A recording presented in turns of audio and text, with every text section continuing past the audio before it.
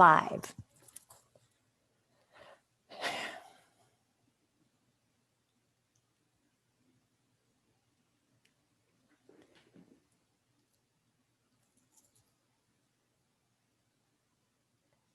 Well, hi, everybody. It's 3 p.m. and it's time for dinner with Nanny Bubby. But on Thursdays, we actually gather. We don't actually cook. And we are gathering today with the amazing Joe Ingram. Whoop, Hi live. there. I just lost Joe. So hold on, Joe. I can't see you. There we go. Uh, Joe from London. And so welcome. What time is it in London, It is Joe Ingram? 11 p.m. in London, nearly time for bed. That is amazing. And I am so pleased that nearly time for bed. I am so pleased that you are joining us. I am, there we go. So I wanted to get, whoop. 11 p.m. Okay, so I wanted to get my phone because we have a lot of people who will find us and start to join us. And Madeline is here, and Lene is here, and Sue Plattner is here. So everybody is joining in. I'm so happy that you found us. And I want to just explain a little bit about who Joe Ingram is and why I've invited her to be here. Joe is a business coach. She is a podcaster. And for all intents and purposes, though, her bio doesn't really say it. She is a life coach, and she is very heart-centered, which is what I love about you. And you specifically are working with women with regard to reinventing themselves, those that have lived the 9 to 5 over and over again. And now they have come to a point in their lives where they're reinventing themselves. But before we talk about the women that you've been working with and helping, and the gratitude that they all have for all of your incredible work, tell us your story. Tell us how you came from 25 years of working in advertising, which I know personally is a rough day job. And before you do, I just want to say we are both wearing our messy buns, as I did the other day. It was Joe who inspired that. She does something called the messy boardroom. Or the messy bun boardroom. I'll get it out. And I thought that was so cute. So we'll talk a little bit about the messy bun boardroom. But first, tell us a little bit about your story, and welcome. Oh, thank you, Marla. I love being here. Thank you for having me. Yeah, my story starts, about 20 odd years ago, and I graduated and, had a really great childhood and life, and it was all really awesome. And I went traveling. I lived in Japan for a while, and I just was loving everything, and came back to the UK and was like, well, what do you do after you've done all of this? You get a good job, get a good corporate job, typical firstborn child, doing all the right things. And I got a great graduate position with Ogilvy and Mather, which, is a really big advertising firm, and started my career. But it wasn't too long after that I started feeling a little bit hollow about it all and thinking, is this really it forever? But still just didn't really do anything else about it. And then I became a mum. And as you know, when you become a mum, things shift. But when I became a mum, it was quite dramatic because sort of big reveal about my past, but I nearly died in childbirth, which was a massive shock to me at age 29. And I went through quite a crisis at the time, thinking, gosh, what does this mean? How will this change the trajectory of my life? I've got a beautiful daughter from that, just turned 17 actually. But at the time I was told I couldn't have any more children. So a lot changed. And I thought, something, I need to find a life more meaningful. And whilst I did, in one sense, that I decided that I wasn't going to be defined by this circumstance that was out of my control. And I went on 7 years later to have beautiful twin daughters with the help of a surrogate in California, which was a tremendous adventure. But interestingly, even so, I went back to advertising. I thought, oh, you know what, maybe I'll be a surrogacy coach. And I came up with all these things that I really wanted to do to find more meaning, but couldn't quite get over that mindset that you can, in the middle of your life, just make a massive shift. And then COVID happened, right? COVID happens to all of us, and it's affected everyone in so many different ways. And although there's been some, quite difficult things that have happened within my own family and obviously in London and the world, for me, there was a massive upside, but it didn't seem like it at first. It was literally, I got laid off at the very beginning of COVID, like back I didn't even realize early that. last year. Yeah. I was having a terrible time of it in corporate. I felt really out of alignment with the values that I had. Plus, I was being worked extra hard whilst homeschooling. Just everything just felt out of whack about how life should be lived. And I knew I wanted to do something to help others, but I didn't know exactly what that was. And then along came COVID and being laid off. That basically I saw this, and I know, Marla, that you believe this so much as I do, that there aren't any mistakes really in the universe, that everything kind of happens as it's supposed to, even if you don't see it at the time. And literally the universe gave me a big boot in the butt and said, you said you wanted to do something more meaningful, so now's your chance, off you go. And I just took it and ran with it and looked deep, found my purpose, and realized that those 20 odd years in corporate working in advertising agencies and marketing wasn't wasted. I was like, I've got all this media strategy and I've got business development. How can I use this to help people who light me up too? And that's why I literally realized that there's an army of heart-centered entrepreneurs building their businesses. And I just dived in really to say, how can I help? That's amazing. Really. I didn't realize that it was just this last March that this had occurred to you. It's almost a year, right?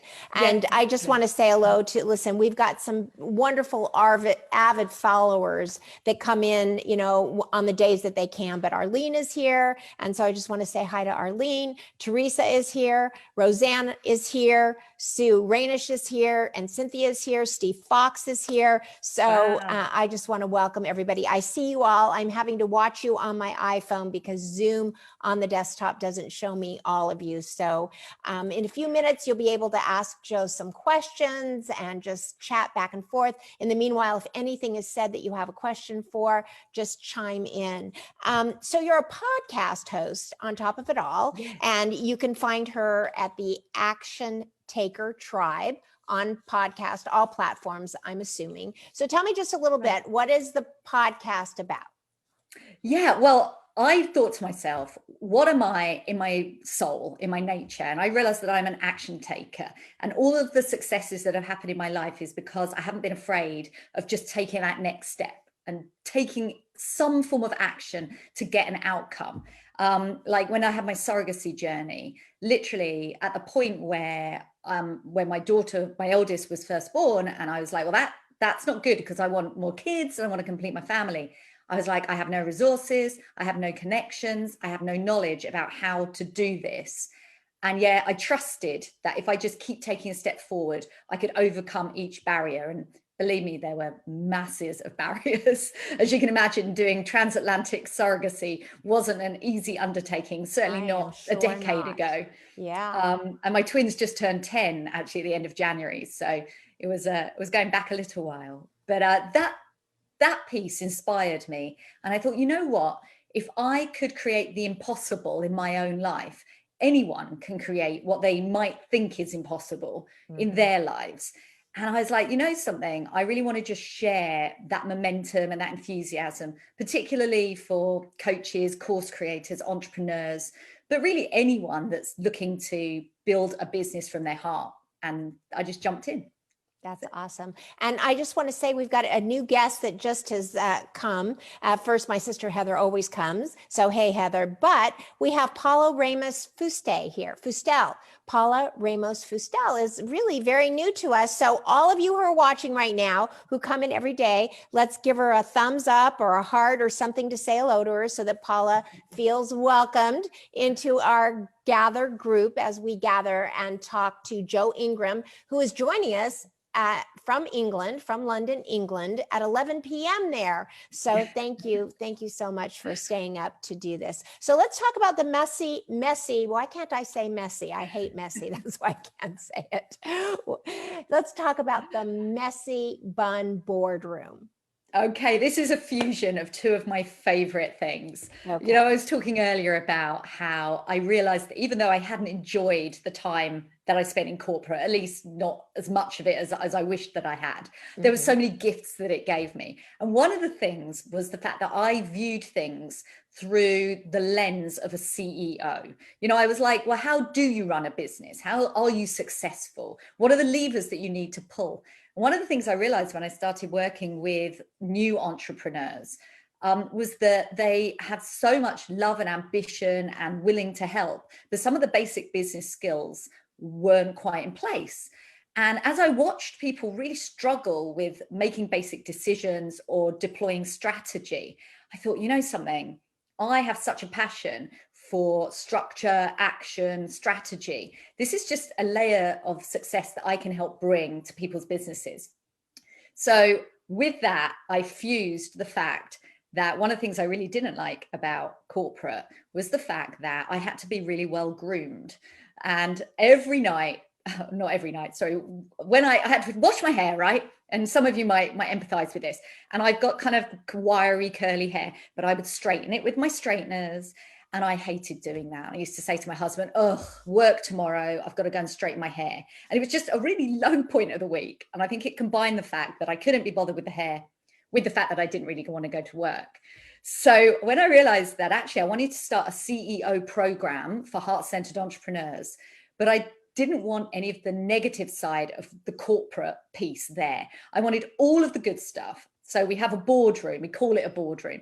We gather, we are accountable to each other like we're a board of directors. And, it's a bit tongue in cheek, but it brings the best of the boardroom. But it's the messy bun boardroom, which means you show up how you are. That's great. Which suits me just fine. Let me tell you, we've got a lot of Ashkenazi Jewish women that show up to gather with us at Time for Dinner with Nanny, Bubby. And let me tell you, I know they can relate, including this one with the curly hair. And, the styles that we grew up with were all Southern California straight, blonde, beach girls. So yeah, I spent years myself straightening my hair, including now. I have not given that up. So I love that. And it's been very successful, right? It's awesome. It's in its second month right now. It lights me up. I love it. And the feedback's really good. So I'm excited that I've launched it. And when you say heart-centered entrepreneurs, why don't you define that? Because let me just drill down on it a little bit. So many of women who are in the middle of life, who are there 20 years, 25 years with a company that they've been with all of this time. They've given their 9 to 5 every day of their lives for the last 25 years to it. And their children are now gone from home and they're empty nesters. What are you finding that they really feel is missing, or what type of heart-centeredness are you finding that causes, that you're hearing as a thread through all of these women? And I want to welcome Ryan, who just showed up. Okay, Ryan, nice to see you. Hey, Ryan. That's a really brilliant question. And I know that, we count you among us, Marla. We're heart-centered, building our businesses because we care and we have a cause. And I think I found that by the time we reach midlife, we've got so much experience behind us, good and bad. And we start to form these missions, these opinions about how we wish that we had done something differently, or we've gone through a transformation. And we are now the people who can share that transformation, and we can create transformation in others. And we're becoming so aligned with the fact that community and spirit and all of this is stuff to bring back. I think we'd lost our way for quite a long time, globally, the way that we had our values. And more people are coming into the self-development area, believing in, the power of spirit, the fact that we can do something amazing in the world and have a sense of meaning. And so many people are coming to this and saying, for years, I just didn't know my purpose. And I think the word heart-centered and purpose-led are two interchangeable ways of describing the fact that we have something to give and it's our time to give it, really.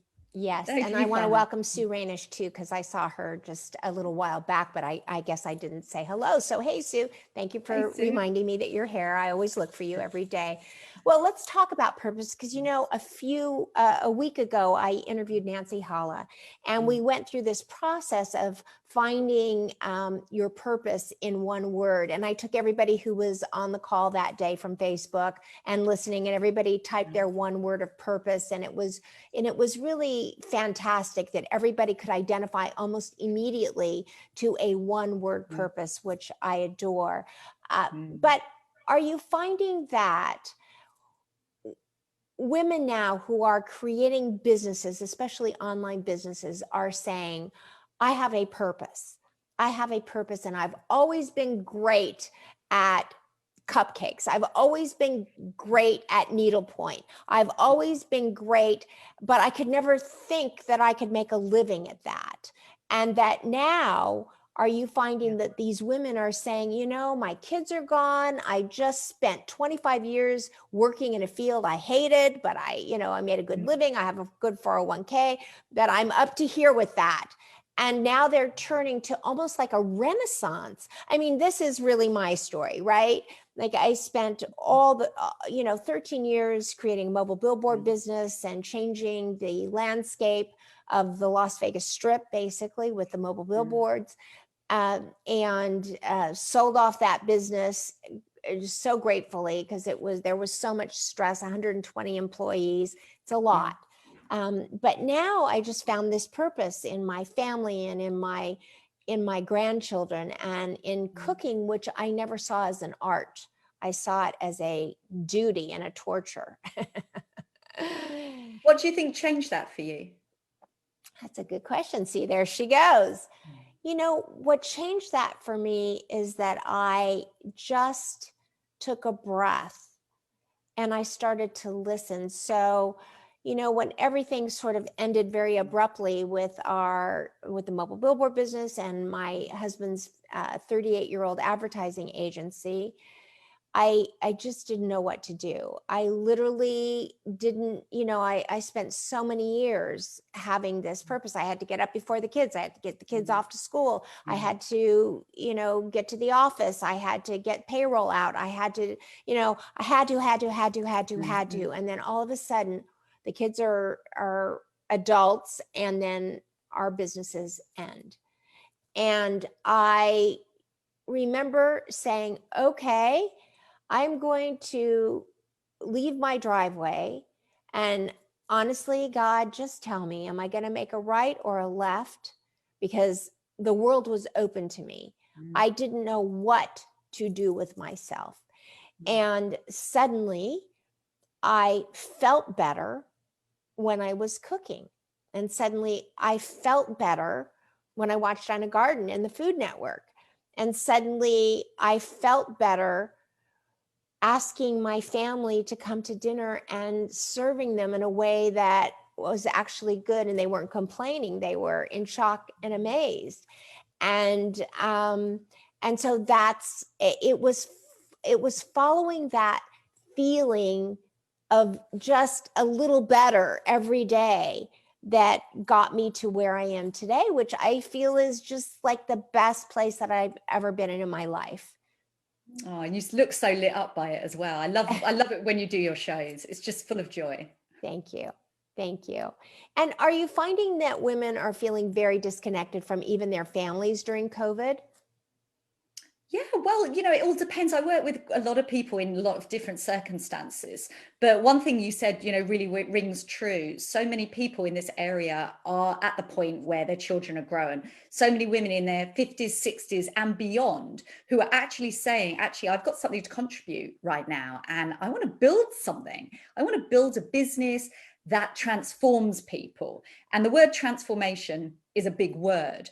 But literally, it means I've been through something. I was here and now I'm here. Right. And I can help you do the same. And, I know for you, like sharing your love of cooking and showing people how attainable it is to serve your family a beautiful meal and see their faces and everything. It's a transformation, and it's such a powerful one for so many people. And that's beautiful.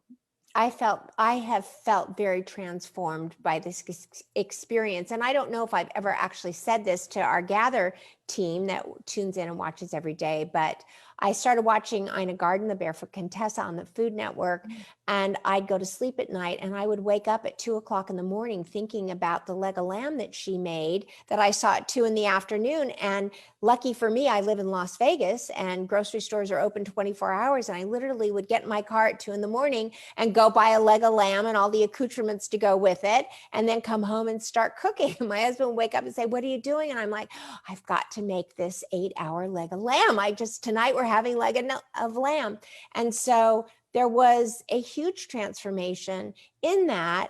As I was doing this, I didn't recognize a difference in myself until 8 months later, looking back, I saw a common thread of it and saw commonality. And it's like, oh, I went from point A to point H, point M. And it's really, really common that women particularly, and I mean, I don't like to generalize, and I'm not speaking for all women, but from my experience, women often have hidden the fact that they can shine. And particularly women, you know, who are midlife and older, it's kind of like got a little bit used to putting their own desires on the back burner. And now it's our time. It's a time to say, well, actually, what is it that's really in my heart that I could do? And so many people, myself included, and by the sound of it, you too, like didn't realize that we got something that's actually quite significant. Some of the women that I work with literally saying, I'm not quite sure what my purpose is. And actually, when women tell their stories and they say, well, this is what's happened in my life, here's some things that I've overcome. And we've all got that, right? But you can't get to a certain age without having a backstory. Exactly. And things that you personally have overcome. And you don't realize the power in that. The fact that actually those experiences give you the ability to help others make the same transformation and come through things. It doesn't have to be something dark or negative. It can be something really positive, like I found art that helped me be more mindful and more patient with my family, and I'm going to teach you how to do the same. Right. Yeah. Yeah.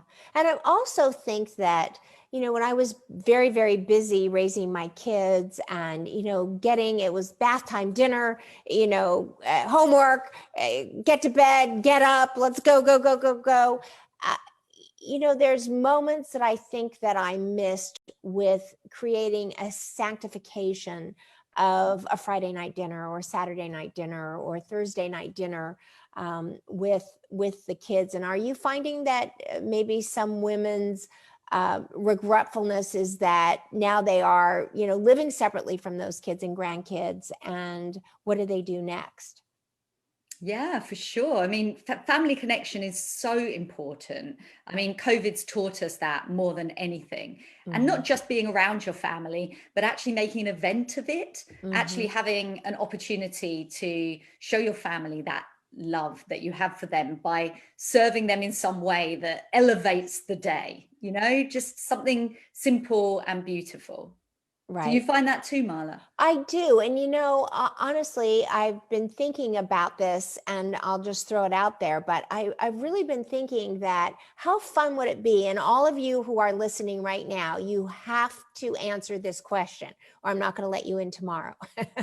How's that for a threat? I really need to hear from you guys. So as you're listening, here's the question. I've thought frequently about doing a 1-day course, like a 2-hour, 2.5-hour course called Invite Your Kids to Dinner.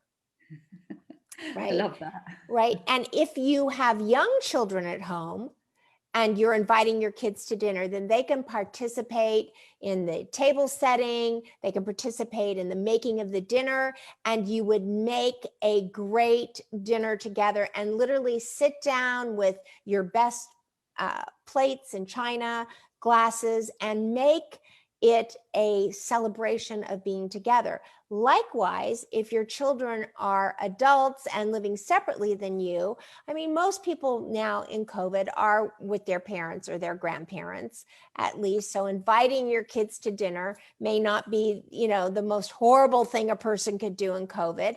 But what if you, you know, sent an invitation out to your mother and father or your kids and invited them to dinner? And what we would do is on a Saturday or a Friday, whatever works best. We'd have to think about it. I would send out the grocery list, the kitchen tool list, and for 2 to 2.5 hours, starting like maybe at 1 or 2 o'clock, we would get everything and cook it together. And then they would have a beautiful meal to serve to their family and to their kids. So if you like that idea, you have to answer me with a 1 or a 2, anything that tells me that you like that idea. Maybe you would be interested in joining. So we'll see. I like that who says idea. I what. think Do my you like kids that? would really like that idea. Do- They were like, do- because one of the things is like every day has blended so much. And in London, we're in complete lockdown at the moment. So no right. bars, no restaurants, no shops, no schools, no work, nothing. And we're together and just everything has blended. And to have an event like that, that's something special, cooking a menu that I don't have to give any thought to. Yeah, I love that idea. And is all of that shut down, Joe? Is all of that working, or is it still the worst outbreak ever?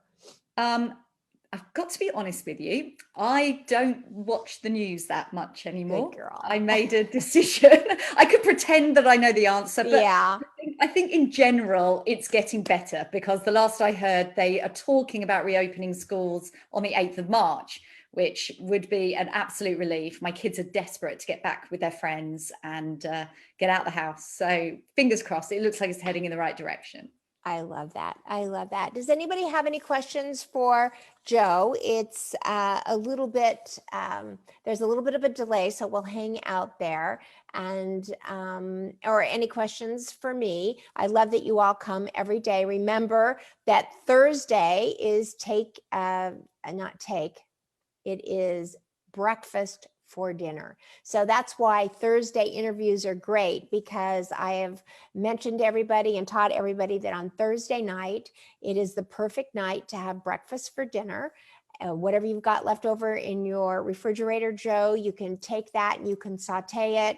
The vegetables, you can put the leftover meats into an omelet. If your kids are like, I want pancakes and I want waffles, and your husband is, We I did want an this. omelet. I knew it was breakfast for dinner, so we just got everything out the fridge and we made an omelette. There you So go. There you go. And it works great. And when your kids are in school, it just signals to them like, oh, this is the end of the week. Finally, Friday will be here tomorrow, and then the weekend is here. So I always love the fact that we do breakfast for dinner, and I remind everybody of that. So with that, I really want to thank you so much. We've been 30 minutes here. It is 11:30 at night in London, where the weather is what? What is the weather? lots of rain and possibly some snow on the weekend. Not Really? lovely. And is it common to snow in January, February in London? Does it snow a lot, or is that infrequent? No, sadly, when it does snow, it doesn't settle because the ground is usually so wet. My kids are desperate for a good snow day, but the last one was like 2 years ago. So, like, we're Well, hoping for a decent snow. what is a snow day when you're homeschooling? How do you have a snow day when you're homeschooling? Well, I'm confused. And before you tell me, I want to welcome Heather Larico, who is with us, and she's brand new as well. But what is a homeschool snow day?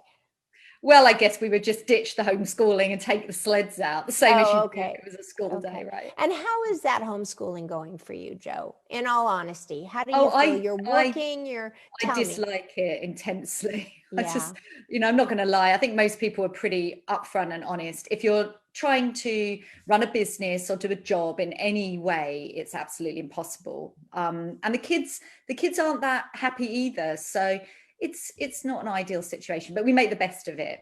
My eldest is Yeah. 17 and she's doing all of her college online. And being at 17 and not being able to mix with your friends and socialize is really tough. Oh my I think she's gosh. really suffering with that. But Yeah. and And then the younger ones, like, oh, sorry. I'm sorry. Go ahead. Go ahead about the I was to younger say ones. And I that the was, younger ones, it's more about just helping them actually learn. And it depends where you are in the world. And it even depends, even here in London, like school to school differs mm-hmm, so much. mm-hmm. But, our school gives a certain amount of work, but they have to work independently so much. And so you're like trying to educate your children, which, unless you're a natural homeschooler, is kind of quite an unnatural situation for most of us.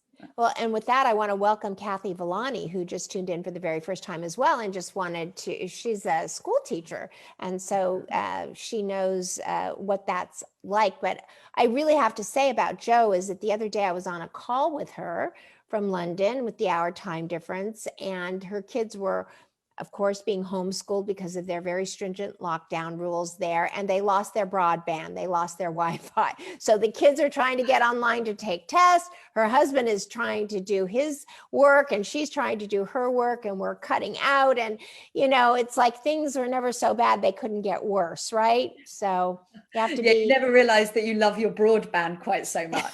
I know, it's crazy. It's crazy how, you know, we've all come to so depend on it. But more importantly, we love our broadband because it has helped us all depend on each other. I really, my heart takes a skip of a beat when I think about what this might have been like if we all hadn't had Zoom or some way of connection.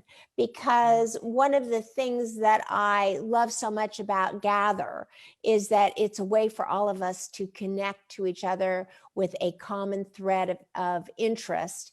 And I'm so grateful for things like Facebook and Zoom and Instagram and all the social media outlets that really have given everybody the opportunity to connect to others. You know, FaceTiming with your grandchildren for those in the elderly facilities that are really being isolated. So these are all things that we can look at and be grateful for in the middle of COVID, as long as our broadband doesn't go out. Yeah, we're making friends from so far afield as well, you know, joining groups like this one, Yes. and just being able to just connect. And it, like, the distance doesn't matter. You could literally be around the corner. It's like, Yes. And I mean, listen, how would I have met you otherwise, right? Here you Right. are in the middle of London. It was like we were meant to be friends. We waited our whole lives to suddenly find each other via a Zoom call and connect forever and We're always. expecting you to come and visit in London as soon as all I this. will in the summer when it's warmer, because even in your summer, I have to wear a coat.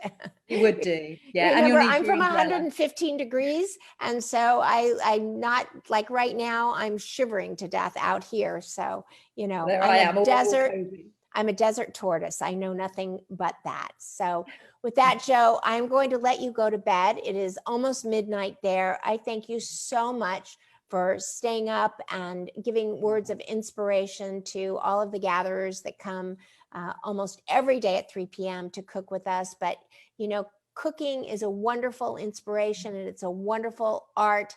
And when you add some spirituality and some heart-centered thoughts to that which you do, we want to bring families home to themselves in the kitchen. And you have to put love into what you do, which is why at the end of every call, we say, what? On the count of 3, go out and 1, 2, 3. Everybody with me, spread love like butter. Thank you so much, Oh, Joe. pleasure. Thank you so much for having me. It's been lovely to meet all your guys too. And you as well. I'll cook back up with you for 2 minutes if you'd like on Zoom once we can disconnect from Facebook. Bye, everybody. See you tomorrow.